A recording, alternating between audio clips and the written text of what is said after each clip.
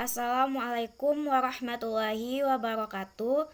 Perkenalkan, nama Ananda Sinta Medatul Putri, NIM 1914040059. Ananda dari lokal 4 TMTB, jurusan Tadris Matematika.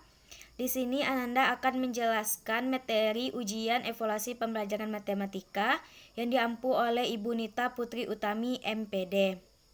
Langsung saja kita masuk kepada soal yang pertama, yaitu pengertian fadilitas dan macam-macam fadilitas. Pengertian fadilitas. Fadilitas merupakan suatu keadaan yang menggambarkan ketetapan dan kesahihan pada suatu instrumen yang digunakan dalam suatu penelitian. Fadilitas adalah suatu ukuran yang menunjukkan tingkat kevalidan atau kesahihan suatu instrumen. Validitas merupakan suatu standar atau dasar ukuran yang menunjukkan ketetapan, kemanfaatan, dan kesahihan yang mengarahkan kepada ketepatan interpretasi suatu prosedur evaluasi sesuai dengan tujuan pengukurannya. Selanjutnya yaitu macam-macam fadilitas. Yang pertama yaitu fadilitas isi. Fadilitas isi menjabarkan sejauh mana pertanyaan, tugas atau butir dalam suatu tes atau instrumen dapat mewakili secara keseluruhan dan profesional perilaku sampel yang dikenai tes. Fadilitas isi mengukur derajat kemampuan tes dalam mengukur yang mencakup substansi elemen yang ingin diukur. Validitas isi ini dipakai untuk mengukur kemampuan belajar, hasil belajar atau prestasi belajar. Selanjutnya yaitu validitas konstruk. Validitas konstruk merupakan validitas yang mempermasalahkan seberapa jauh butir tes dapat diukur, apa yang benar-benar hendak diukur yang sesuai dengan konsep khusus atau definisi konseptual yang telah ditetapkan. Validitas konstruk dapat dipakai dalam mengukur sikap, minat, konsep diri, fokus kontrol, gaya kepemimpinan, motivasi berprestasi, dan lainnya, atau yang sifatnya performa maksimum seperti instrumen untuk mengukur bakat atau tes bakat, inteligensi atau kecerdasan intelektual, emosional, dan lain-lainnya. Selanjutnya yaitu validitas kriteria. Validitas kriteria ditentukan oleh kriteria, baik kriteria internal ataupun kriteria eksternal. Validitas kriteria didapatkan melalui hasil uji coba tes kepada responden yang setara dengan responden yang akan dievaluasi atau diteliti. Validitas kriteria adalah ukuran validitas yang penentuannya dengan cara membandingkan skor tes dengan kinerja tertentu pada ukuran luar atau yang lainnya. Contoh pemakaian validitas kriteria adalah intelijensi yang berkorelasi dengan rata-rata nilai akademis. Dengan asumsi jika inteligensi seseorang tinggi, maka akan terjadi jika mendapatkan nilai akademis yang bagus. Selanjutnya itu validitas muka. Ini merupakan tipe validitas yang paling rendah signifikannya karena hanya berdasarkan pada penilaian si pintas tentang isi alat ukur. Apabila isi alat ukur sudah terlihat sesuai dengan apa yang ingin diukur, maka dapat dikatakan validitas muka sudah terpenuhi. Validitas muka disebut juga dengan validitas rendah dari validitas isi. Soal yang kedua yaitu pengertian reliabilitas dan macam-macam reliabilitas dan bagaimana cara mengukurnya. Yang pertama yaitu pengertian reliabilitas. Reliabilitas yaitu suatu konsistensi sebuah tes dalam mengukur dan mengamati sesuatu yang menjadi objek ukur. Reliabilitas adalah suatu kejangan suatu tes untuk mengukur atau mengamati sesuatu yang menjadi objek ukur. Suatu tes dapat dikatakan mempunyai reliabilitas yang tinggi jika tes tersebut dapat memberikan hasil yang tetap sama atau konsisten. Selanjutnya kita masuk kepada macam-macam reliabilitas. Yang pertama itu reliabilitas konsistensi tanggapan, yang mana reliabilitas ini selalu mempersoalkan mengenai tanggapan responden atau objek terhadap tes tersebut apakah sudah baik atau konsisten. Dalam artian, apabila tes yang telah dicobakan tersebut dilakukan pengukuran kembali terhadap objek yang sama, apakah hasilnya masih tetap sama dengan pengukuran sebelumnya? Jika hasil pengukuran keduanya menunjukkan ketidakkonsistenan, maka hasil pengukuran tersebut tidak menggambarkan keadaan objek yang sesungguhnya. untuk mengetahui apa suatu tes atau instrumen tersebut sudah mantap atau konsisten. Maka tes instrumen tersebut harus diuji kepada objek ukur yang sama secara berulang-ulang. Yang kedua yaitu reliabilitas konsistensi gabungan item. Yang mana reliabilitas ini terkait dengan konsisten antara item-item suatu tes atau instrumen apabila terhadap bagian objek ukur yang sama, hasil pengukuran melalui item yang satu kontradiksi atau tidak konsisten dalam hasil ukur melalui item yang lain, maka pengukuran dengan tes atau alat ukur sebagai suatu kesatuan tidak dapat dipercaya. Untuk itu, jika terjadi hal demikian, maka kita tidak bisa menyalahkan objek ukur, melainkan alat ukur yang dipermasalahkan dengan mengatakan bahwa tes tersebut tidak reliable atau memiliki reliabilitas yang rendah. Selanjutnya, cara mengukurnya. Yang pertama itu tes retest. Instrumen penilaian dicobakan beberapa kali pada responden yang sama dengan instrumen yang sama dengan waktu yang berbeda. Reliabilitas diukur dari koefisienan korelasi antara percobaan pertama dengan yang berikutnya. Bila koefisien korelasi positif dan signifikan, maka instrumen tersebut sudah dinyatakan reliable. Selanjutnya yaitu ekivalen. Instrumen yang ekivalen adalah pertanyaan yang secara bahasa berbeda tetapi maksudnya sama. Misalnya, berapa tahun pengalaman Anda bekerja di lembaga ini? Pertanyaan tersebut ekivalen. Dengan tahun berapa Anda mulai bekerja di lembaga ini? Pengujian dengan cara ini cukup dilakukan sekali, tetapi instrumen dua dan berbeda pada responden yang sama. Reliabilitas diukur dengan cara mengkorelasikan antara data instrumen yang satu dengan instrumen yang dijadikan ekuivalennya. Bila korelasi positif dan signifikan, maka instrumen dapat dinyatakan reliable. Yang ketiga yaitu gabungan. Pengujian yang dilakukan dengan cara mencobakan dua instrumen yang ekivalen beberapa kali responden yang sama. Cara ini merupakan gabungan dari tes retest dan ekivalen. Reliabilitas instrumen dilakukan dengan mengkorelasi dua instrumen, setelah itu dikorelasikan pada pengujian kedua dan selanjutnya dikorelasikan secara silang. Jika dengan dua kali pengujian dalam waktu yang berbeda, maka akan dapat dianalisis ke-6 koefisien reliabilitas.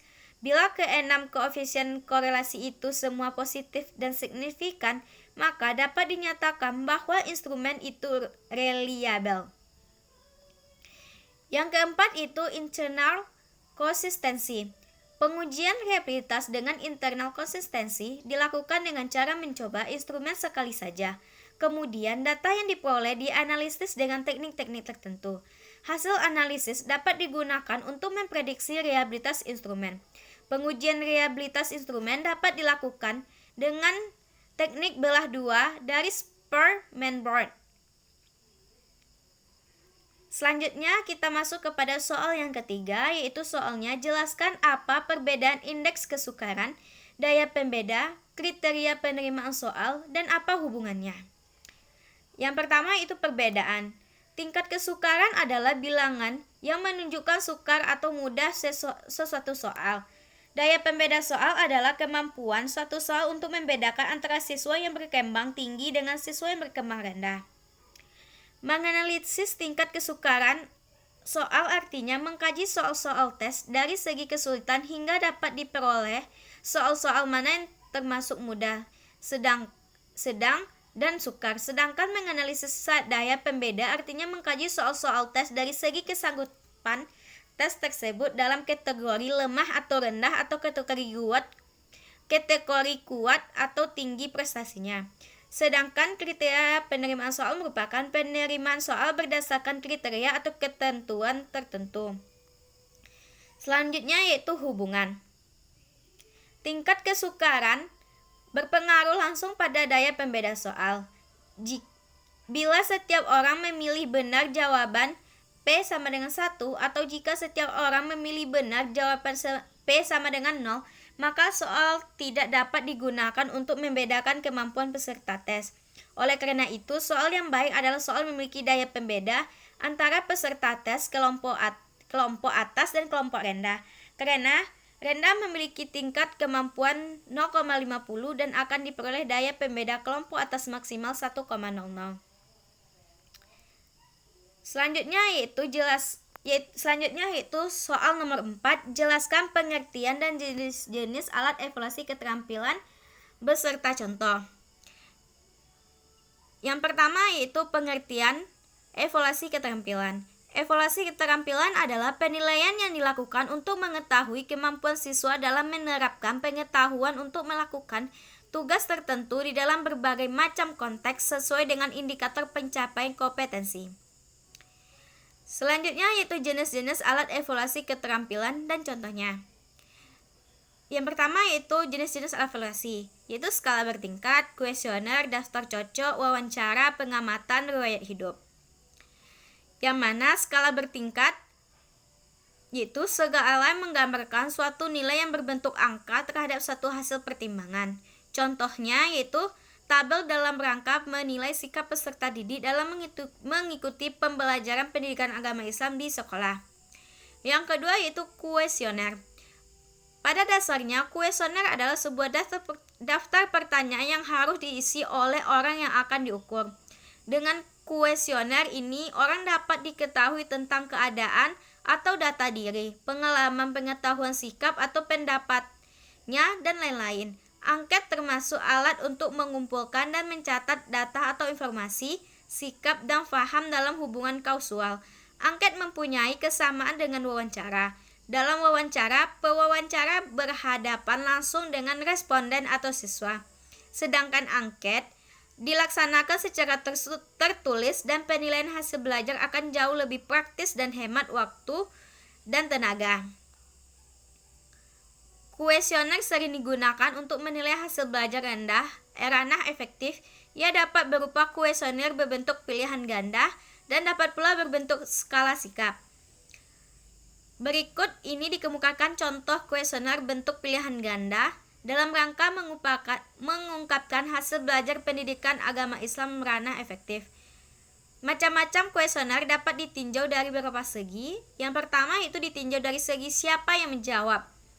Maka ada yaitu terdiri kuesioner langsung. Dikatakan kuesioner langsung jika kuesioner dapat tersebut dikirim dan diisi langsung oleh orang yang akan dimintai jawaban tentang dirinya.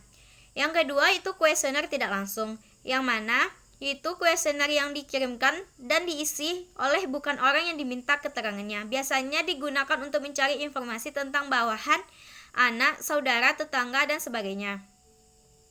Selanjutnya yaitu ditinjau dari segi menjawab. Terdiri dari kuesioner tertutup. Adalah kuesioner yang disusun dengan menyediakan pilihan jawaban lengkap sehingga pengisi hanya tinggal memberi tanda pada jawaban yang dipilih.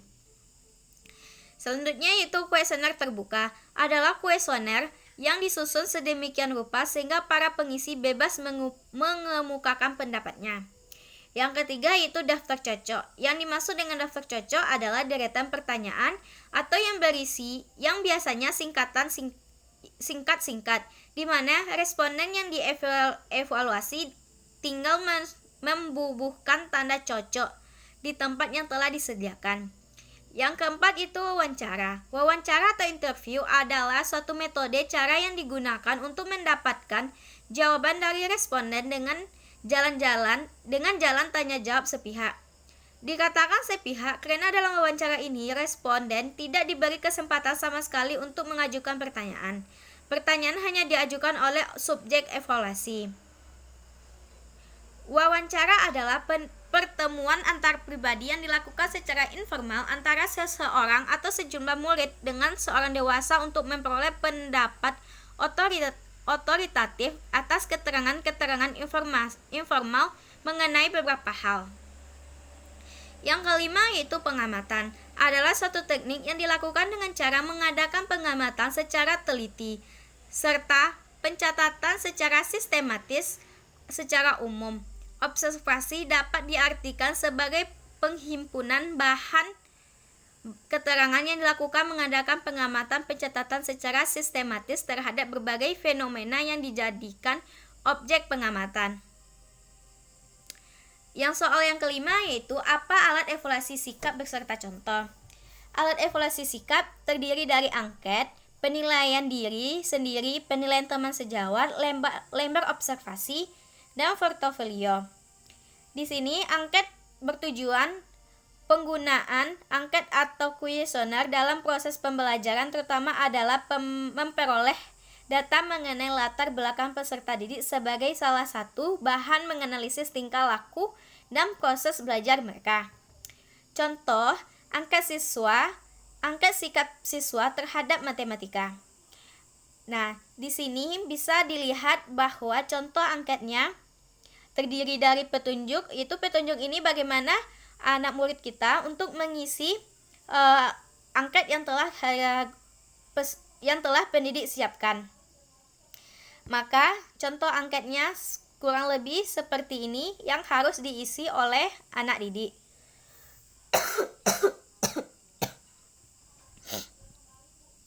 Selanjutnya yaitu penilaian diri. Penilaian diri ini merupakan penilaian yang didasarkan pada tugas-tugas autentik yang mendemonstrasikan kemampuan siswa berdasarkan tujuan pembelajaran dan proses yang memberikan kesempatan kepada siswa untuk menilai pembelajaran mereka sendiri dan juga teman-teman mereka.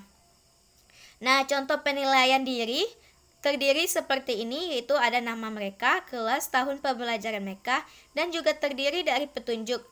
Petunjuk ini bagaimana cara anak didik mengisi dari yang telah disediakan oleh pendidik. Kurang lebih seperti inilah cara penilaian untuk. Nah, selanjutnya itu masuk kepada penilaian teman sejawat. Penilaian antar teman sejawat ini merupakan teknik penilaian yang dilakukan oleh seorang siswa terhadap siswa yang lain terkait dengan sikap dan perilakunya. Nah, contohnya seperti ini. Pada kertas tersebut maka terdapat nama penilainya, nama siswa yang dinilai, dan kelas, dan terdapat juga petunjuk. Nah, seperti inilah contoh dari penilaian dari teman sejawat. Selanjutnya yaitu observasi. Observasi ini contohnya seperti ini adalah terdiri dari petunjuk, terus terdiri dari nama peserta didik, kelas, tanggal pengamatan, materi pokok. Nah, contohnya yaitu yang harus diisi oleh anak didik yaitu kurang lebih seperti ini angketnya, atau yang harus diisinya itu. Nah, di sini ada petunjuk perskoran. Skor akhir menggunakan skala 1 sampai 4. Perhitungan rumusnya menggunakan rumus seperti ini. Nah, jika skornya itu 3,33, maka ini dikatakan sangat baik. Namun, jika skornya diperoleh kurang dari 2,33 kemudian besar dari 3,33, maka ini dikatakan baik. Nah, seperti inilah contoh dari penilaian antar teman, penilaian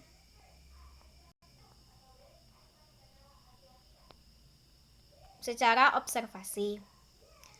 Selanjutnya yaitu secara portofolio.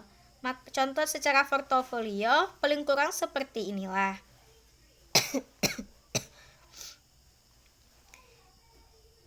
Selanjutnya yaitu kita masuk kepada soal yang keenam, yaitu jelaskan tindakan lanjutan evaluasi.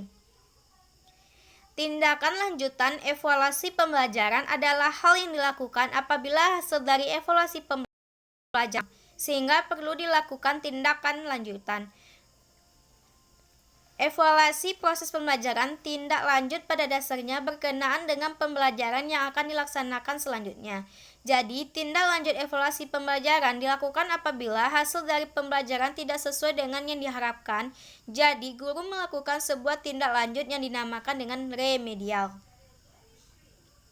Kegiatan dalam tindak lanjut evaluasi terdiri dari identifikasi kelebihan dan kelemahan laporan hasil evaluasi pembelajaran, peningkatan hasil belajar, dan merancang program pembelajaran remedial atau perbaikan.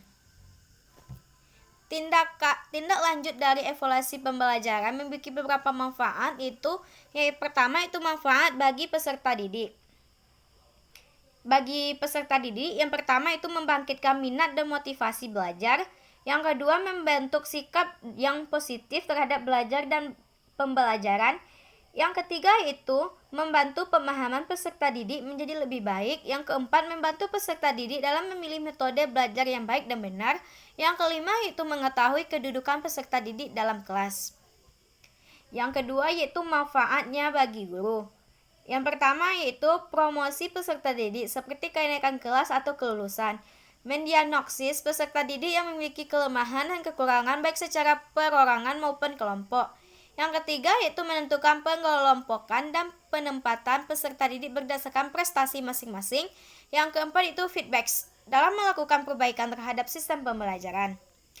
Yang kelima yaitu menyusun laporan kepada orang tua guna menjelaskan pertumbuhan dan perkembangan peserta didik.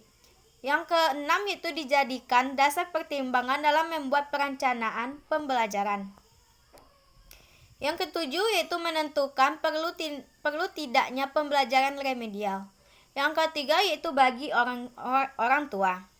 Yang pertama yaitu untuk mengetahui kemajuan belajar anaknya. Yang kedua itu membimbing kegiatan belajar peserta didik di rumah, menentukan tindak lanjut pendidikan yang sesuai dengan kemampuan anaknya, memperkirakan kemungkinan berhasil tidaknya anak tersebut dalam bidang pekerjaannya. Selanjutnya itu manfaat bagi administrator madrasah, yang mana bermanfaat untuk menentukan penempatan peserta didik, menentukan kenaikan kelas, pengelompokan peserta didik di madrasah mengingat terbatasnya fasilitas pendidikan yang tersedia serta indikasi kemajuan peserta didik pada waktu yang mendatang.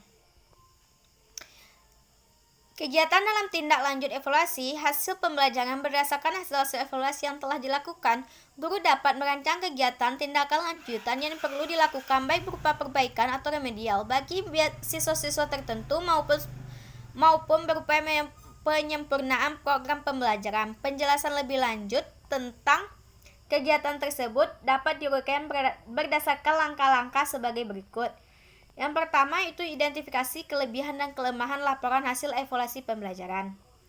Laporan hasil pembelajaran perlu dilihat dan dipelajari oleh pengambil kebijakan pendidikan. Dengan melihat hasil laporan tersebut, maka dapat diidentifikasi apakah pembelajaran selama ini sudah sesuai dengan tujuan pembelajaran. Dengan mengetahui hasil laporan, maka kelemahan-kelemahan yang akan terjadi di dalam proses pembelajaran akan teridentifikasi lebih baik. Yang kedua itu peningkatan hasil belajar. Setelah mengetahui berbagai bentuk kegagalan yang ada, maka perlu diadakan peningkatan pembelajaran. Selanjutnya yaitu merancang program pembelajaran remedial atau perbaikan. Program pembelajaran remedi diberikan hanya untuk kompetensi tertentu yang belum dikuasai oleh peserta didik. Program ini dilakukan setelah peserta didik mengikuti tes atau ujian kompetensi tertentu, tetapi peserta didik tersebut mendapat skor nilai di bawah standar minimal yang telah ditetapkan. Sekian yang dapat Ananda sampaikan. Mohon maaf atas segala kekurangan dan kesalahan Ananda berikan. Ananda tutup dengan membaca Wassalamualaikum warahmatullahi wabarakatuh.